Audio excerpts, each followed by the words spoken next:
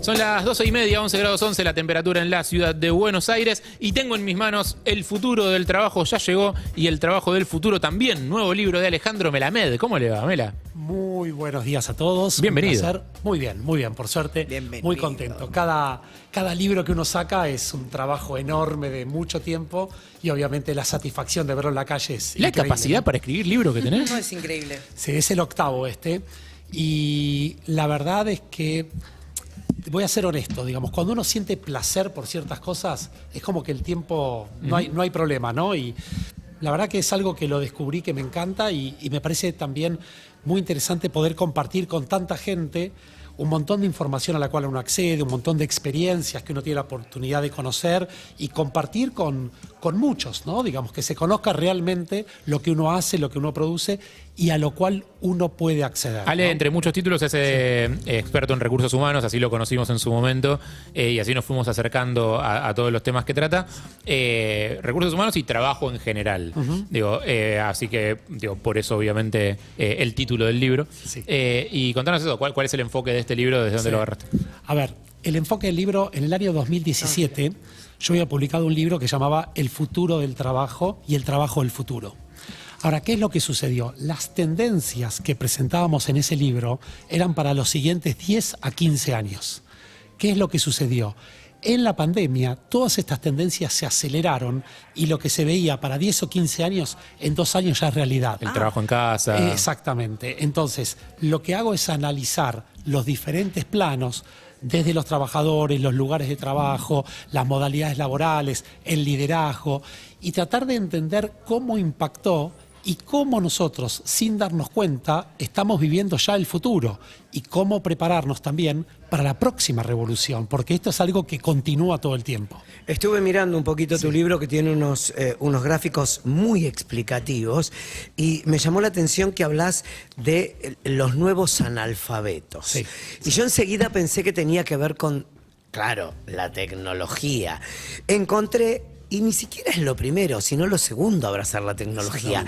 Hay un tipo de analfabetismo que es mucho más grave, que no es ni saber leer ni escribir. Exactamente. Y está buenísimo el punto. Hasta este momento todos considerábamos que ser analfabeto era no saber leer ni escribir. Sin embargo, en este momento de la historia hay 3 cuestiones que son claves. La primera es datos. Todo aquel que no conozca la ciencia de datos está marginado. El concepto central es cómo transformar los datos en información, la información en inteligencia y la inteligencia en acción. En los deportes está lleno de datos. Ahora, ¿qué haces con esos datos?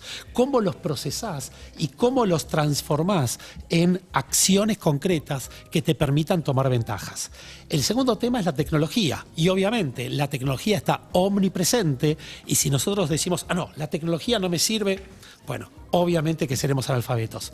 Ahora, la tercera alfabetización para mí es la más importante y es lo que se llama la alfabetización humana. Es la capacidad de comunicarse, la posibilidad de tener empatía con el otro, de innovar, de influir, de tener esas emociones conectadas con el otro. ¿Qué es lo que se está visualizando?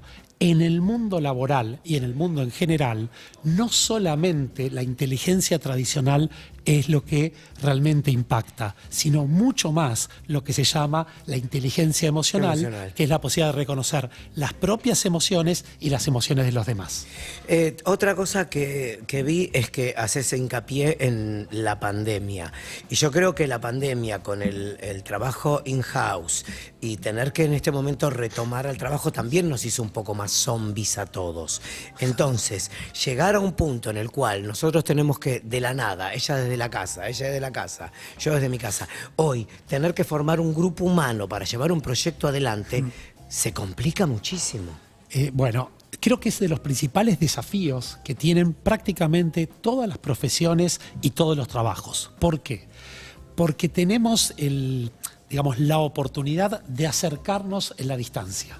Y eso es, creo, donde más hay que trabajar.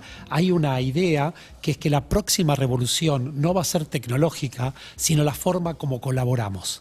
Y fijémonos, el trabajar a distancia tiene un montón de ventajas, un montón, porque te ahorras tiempo, te ahorras costos, estás mucho más confortable. Ahora también tiene esa beta que hay que considerar es cómo acerco al otro que está a distancia, cómo genero lo que en las empresas se llama la cultura de la empresa a distancia, porque estamos todos juntos, es muy fácil hacerlo. ¿Cómo hago cuando cada uno está en su casa o bien en cualquier lugar del mundo? Porque hoy se puede trabajar desde cualquier lugar del mundo. ¿Qué es el trabajo del futuro? ¿Te referís al tipo de trabajo, a la forma de trabajar, a los empleos disponibles? ¿Qué es? A ambas cosas. Es decir, por un lado nos referimos a a qué nos vamos a dedicar. Y, a ver, como una idea central tenemos que entender que todo aquel trabajo que sea repetitivo y de bajo valor agregado va a ser un trabajo que va a ser sustituido por un robot. ¿A qué se llama valor agregado? Valor agregado es, no sé, digamos, sos un cajero de supermercado. Es decir, no hay valor agregado. No, es decir, sea Juan, sea María o sea Dolores quien trabaje, es exactamente igual. O sea, Perdón, pero son y la fácil de empatía, reemplazar, digamos. sí, pero y la empatía, porque por ejemplo, viste que en los supermercados tenés las cajas donde pasás todo por el código o la persona que te atiende. Sí. A mí me gusta ir a la caja que hay una persona porque me parece que de esa manera le mantengo el laburo. Es una locura mía, pero creo que el futuro va a ser, como es en todos lados, pasar vos en esa máquina que pesa la cantidad de productos para que no robes. Sí, en realidad hoy ya hay una tecnología que supera esto y es que una vez que vas poniendo en el carrito ya se te suma a tu cuenta. Entonces, No me cagues la vida, no me y- cagues la vida que aprendí a poner el producto. No, y directamente ya se te carga la tarjeta. Esa es la nueva Sí. tecnología que No. viene, ¿no? Y hay negocios que ya lo están utilizando en algunos Pará, ¿y no me puedo países. arrepentir? Sí, no, Sí, si te una arrepentís, cosa la saco, la pongo. si lo sacás, Solicite la atención digamos, de una obviamente se te cajera. da el crédito Yo estaría inmediatamente. poniendo, sacando, es poniendo, espectacular. sacando. Ahora, Pisada. a ver, ¿por qué decimos valor agregado o no valor agregado? Es donde el factor humano hace una diferencia. Y vos decías algo, a mí me gusta conectarme con la cajera, me gusta tener ese... Bueno, entonces, ¿qué es lo que va a pasar? Cajera tradicional no va a existir, sí lo que va a existir son esas personas que te ayudan a decidir tu compra, que están en el lugar de, bueno, vos qué querés comprar, esta manzana o la otra En la manzana. góndola, decís. En la góndola y a lo largo de todo el recorrido del supermercado para optimizar el proceso. Ahora, lo mismo va a pasar con las personas que atienden el peaje e infinidad de tareas industriales que están automatizadas. Ahora, uno podría decir, va a haber menos trabajo. No, lo que ocurrió en todas las revoluciones industriales, digamos, sí. hasta el momento, que ahora estamos en la 4.0, siempre se generó más trabajo que el que se eliminó. Y hoy en día las proyecciones lo que dicen es que la generación de trabajo que se proyecta es muy superior a la que se destruye. Pero, y ahí está el gran tema, para acceder a estas posiciones vamos a tener que capacitarnos, vamos a tener que entrenarnos, vamos a tener que tener estas alfabetizaciones que hablábamos antes. ¿En qué cosas? ¿En qué cosas? Primero, a ver, fíjate, primero vamos a dar como una especie de materia que no se enseña en ningún lado y que es la básica hoy en día. Y es lo que se denomina aprender a aprender. En ninguna escuela, en ninguna universidad nos están enseñando a cómo tenemos que aprender. ¿Y qué es lo que sucede? Está también estudiado que la mayoría de los trabajos que vamos a hacer todos ni siquiera fueron inventados. Entonces no es que yo tengo que aprender de esto, tengo que tener la capacidad Claro. de aprender rápidamente. La cabeza flexible. para Por eso que- me preocupa porque todo lo que decís de las revoluciones industriales es cierto, pero también es cierto que más allá de que haya más empleo, la pregunta es de qué calidad es Exactamente. ese empleo. Y como siempre hay empleos más precarios y empleos menos precarios, me preocupa que eso no va a hacer nada por cerrar la brecha de la desigualdad, porque el que tenga dificultad para acceder a ese entrenamiento, a Exactamente. sumar esas capacidades, va a seguir teniéndola. Bueno, ahí está. Mirá, uno de los grandes propósitos, digamos, que hay hoy en el mundo es ver de qué manera se cierran esas brechas. ¿Para qué? Para que lo que se llama el triángulo de oro, los gobiernos, las empresas y la sociedad civil trabajen en conjunto para generar las condiciones para que todas las personas puedan acceder. Fíjense, hoy en Lo nuestro que pasa es que en país... general es una decisión que se toma en el plano de los gobiernos y las empresas, es como una pirámide al revés, ¿no? La sociedad se tiene que adaptar a Los lo que gobiernos y las deciden empresas ellos dos. arman más o menos el modelo y uno va Mira, viendo cómo... a ver, sí no te diría, porque debería haber un organismo intermedio, que son los sindicatos, que son los que velan, y hay un tema que lo tomo bastante yo en el libro, y es el transformar, el asegurar el empleo por asegurar la empleabilidad. Asegurar el empleo es que sigas conservando tu trabajo. La empleabilidad es la habilidad de tener trabajo hoy, mañana, 3 años y 5 años. Y cuando auténticamente te preocupás por las personas y no por la silla vacía, es donde vos tratás de que la persona se capacite en eso que se requiere. Pero hoy las empresas se guían por un número, ¿no? Si da y si no dan, A la calle. digo, toman decisiones. Mientras tanto, Sí. me gustaría que podamos dejar el teléfono por si hay alguien que quiera sumarse tipo consultorio. Obvio. Para lo que tenga que ver con Obvio. asuntos laborales, lo que sea. 11 68 61 1043 para que dejen su audio y bueno, acá nos Sí. va a ayudar. Con mucho Igual gusto, hay sí. hay un gráfico muy interesante en el libro también, en lo poco que pude ojear, que habla de lo que pueden hacer las máquinas y de lo que podemos hacer los humanos. Que son Exactamente. totalmente opuestas. Exactamente, mira, ahí es como la síntesis de todo esto. Primero termino el tema de las empresas, digamos, si se están dedicando o no. Hoy en día hay una idea que por suerte está creciendo mucho, que es lo que se llama empresas B. ¿Qué son las empresas B? Son las empresas que tienen triple impacto. Impacto económico, impacto en la sociedad e impacto en el medio ambiente. ¿Qué significa? Yo tengo que contribuir no solamente a ganar dinero, sino también a que nuestro medio ambiente cada vez esté mejor y nuestra sociedad, a la cual a su vez se le venden los productos, cada vez esté mejor. Porque si la sociedad está peor, ¿de qué te sirve estar mejor como empresa, no? Punto número 1. Igual Punto número me 2, da muy sí. para servicio lo que estás diciendo. No, es, digamos, para empresas industriales, todo tipo de empresas. De hecho, hay empresas desde alimentación hasta empresas pymes, ¿no? Venta de hay ropa. de todo, de todo. Sí, fíjate, a ver, en todas las categorías, fíjate, por ejemplo, empresas que tengan que ver con la tecnología. Ni que hablar, ¿qué haces con los desechos? ¿Para quién los fabricás? ¿Cuáles son tus costos? Empresas automotrices, empresas, no sé, del rubro que quieran. No, las de ropa. Hay una alimentación. empresa de jeans que te recomienda que utilices tu jean y bla, bla, bla, y que lo conviertas en otra cosa. Claro, es decir, bueno, a ver, esta idea es que todos estemos trabajando por el bien común y no solamente haya un segmento que trabaje o delegar en el Estado que lo haga, es que todos trabajemos. Ahora, yendo a tu pregunta, a ver, ¿los robots en qué son buenos? Los robots son buenos, básicamente lo que se dice es cosas pesadas, cosas poco higiénicas, cosas que requieren mucha repetición. Es decir, ¿se acuerdan estas imágenes que veíamos armando autos o armando relojes? Que Sí. el robot lo hace perfecto, que requieran mucha precisión. Para eso los robots son espectaculares. Claro. Pero ningún robot tiene conciencia. Ningún robot es creativo, ningún robot tiene criterio, ningún robot tiene sentido común, ningún robot tiene empatía.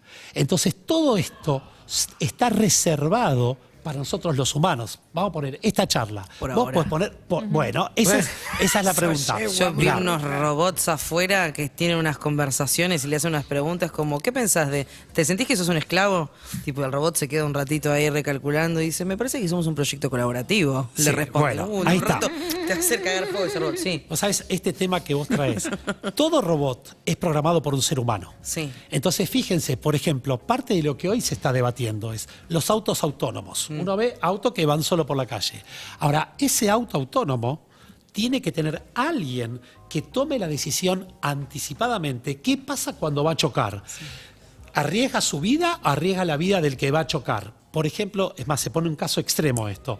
Si el auto va por una autopista y tiene solamente dos opciones, chocar contra un auto donde vienen dos personas ancianas o chocar contra un autobús con 25 alumnos escolares. ¿Qué hace el auto? Alguien que programó Este eso. programa efectuó de una operación no válida y se apagará. Claro, Sí. ahí está el Pantalla tema. azul. Claro, pero ¿sabes qué? Por eso, por Que más que sea el lo que avión Dios tiene quiera. piloto automático, hay un piloto que tiene que definir esas cosas, ¿no? Vos sabés que es un dato medio random, pero viste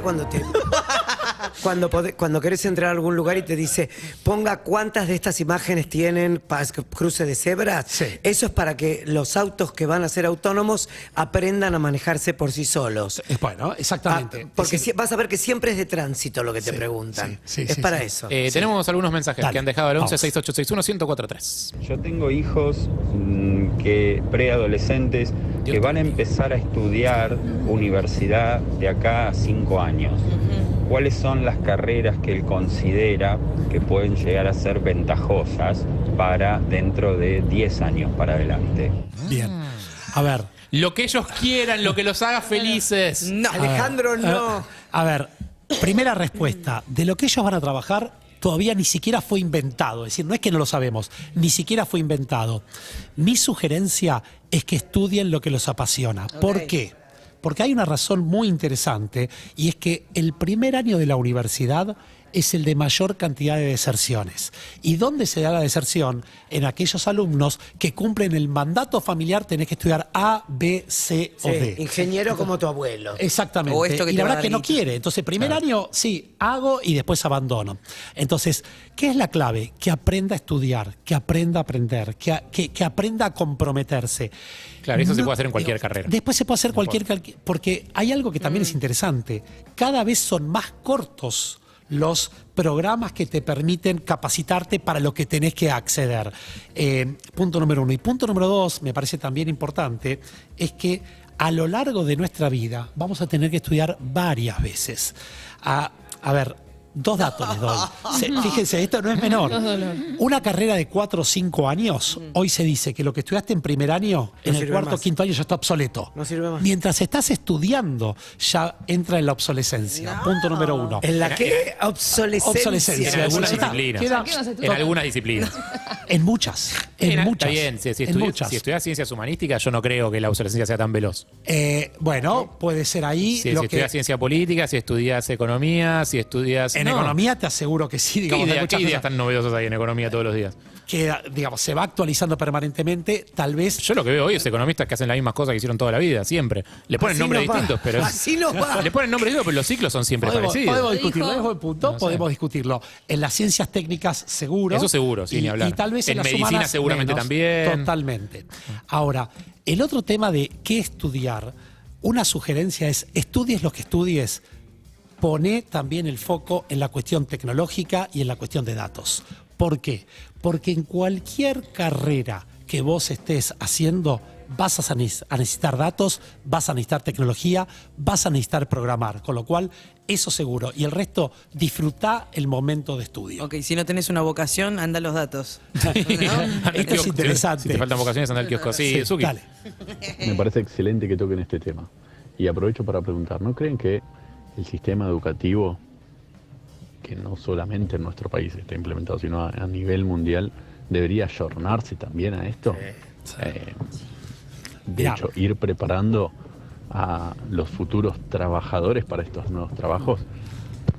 Mira, hace poco, Sí. coincido plenamente, Sí, no sí. soy un especialista en educación, pero hace poco estuve en un programa en unas principales universidades del mundo y había un profesor que dijo lo siguiente: en general, las personas en las escuelas y en las universidades no estudian para aprender, estudian solamente para aprobar los Por supuesto, exámenes. por supuesto. Pero, dice, se da un fenómeno muy interesante. Aprobaste el examen y a las 2 semanas te olvidaste el 50% de lo que teóricamente Sí, claro. sabías. Absolutamente. Por eso, entonces, él lo que dice es: no solo hay que cambiar lo que se estudia, sino cómo se estudia. Porque está, es decir, no sirve para nada. Este es un profesor que tiene un libro que se llama Robot Proof, cómo ser a prueba de los robots. Coincido, algunos dicen que las universidades son instituciones del siglo XIX para alumnos con profesores del siglo XX para alumnos del siglo XXI. 3 siglos de distancia. No, y aparte el tema de la atención. Imagínate la atención que tenemos con el teléfono, que son 3 segundos. Olvídate. Si tenemos que prestar una clase de 1 hora de una persona hablando como loca. Bueno. No entendemos nada. Fíjate, ahí te doy, digamos, qué es lo que hago yo también. Incorporar el teléfono celular a la clase. Es decir, hay profesores que dicen: hay que apagar los teléfonos celulares. No podés apagar el teléfono. Los chicos están acostumbrados a utilizar el teléfono celular para conectarlo, estimularlo y darles propuestas que la busquen en el teléfono celular. Ahí va. Ale Melamed, muchísimas gracias, presentando su nuevo libro, El futuro del trabajo ya llegó, y el trabajo del futuro también. Si estás interesado en estos temas, es una voz súper autorizada, muy interesante, muy cálido, y sobre todo tienes una forma de escribir también que es como súper amable y se entiende todo. Así que muchísimas gracias, Ale. Por favor, un placer. Gracias a ustedes. Y otro día hablamos de Independiente. Cómo no, con mucho gusto. Hasta luego. En la era del teletrabajo, Apostá a la radiopresencia. Perros de